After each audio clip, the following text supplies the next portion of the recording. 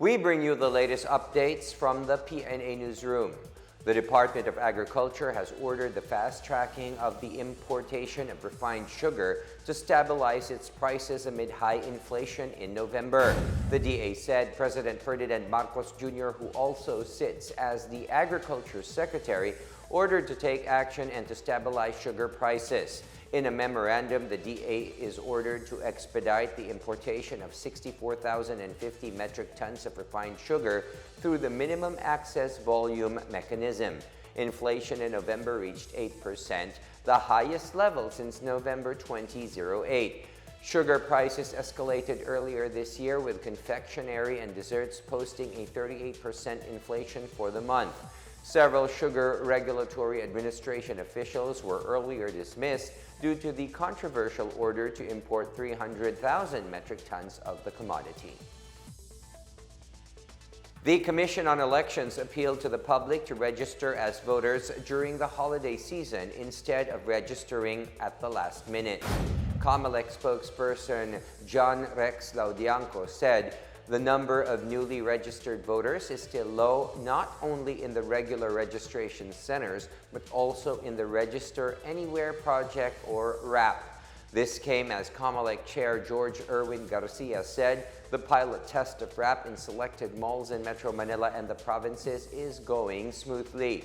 Laudianco reiterated that voter registration will only be suspended on Christmas Eve and New Year.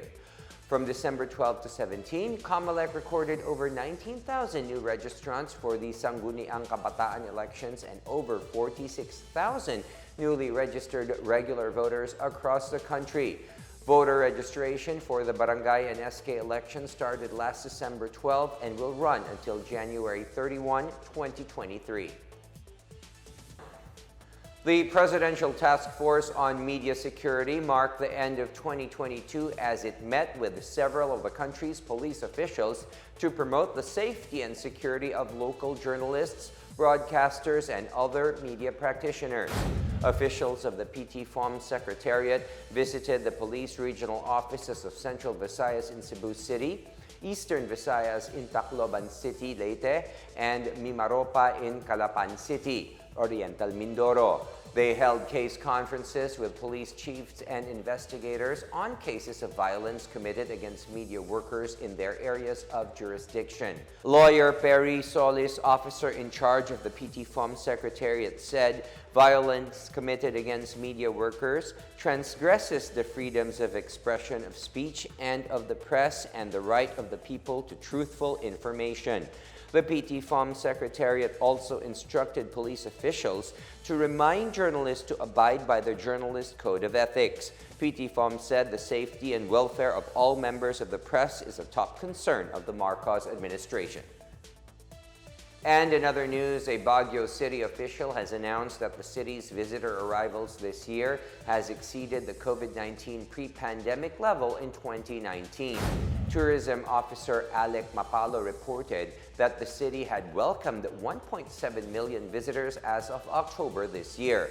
The number surpasses the 1.5 million mark, which was recorded in 2019. However, Mapalo said the city is still recovering from losses after 2 years of lockdowns and restrictions due to the pandemic. He said the city's tourism sector is one of the major industries in Baguio City, which earns up to 7 billion pesos per year.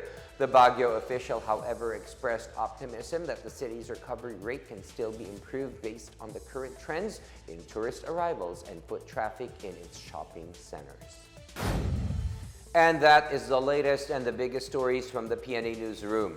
For more news content, visit our webpage or head on to the Philippine News Agency's Facebook and Twitter accounts. We are also shown on the pages of the Office of the Press Secretary and on Radio Pilipinas RP1. I am William Theo. We tell stories that inspire change.